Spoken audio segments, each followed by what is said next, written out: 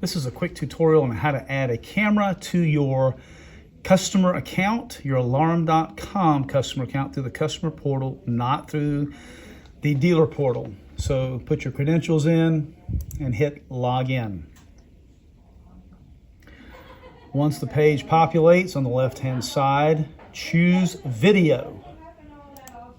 And when video comes up, you'll have all these options for cameras and video and those type of things. So you're going to click on settings. When the settings come up, you will have all of these options available on your network. The very bottom one is add video device.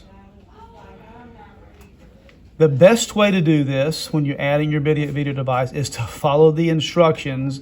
It will literally help walk you through every step of the process. We do recommend using the 12-digit MAC address on how to do these things. If you have a wireless camera, you can choose your camera down here at the bottom. It will help walk you through some of those steps as well.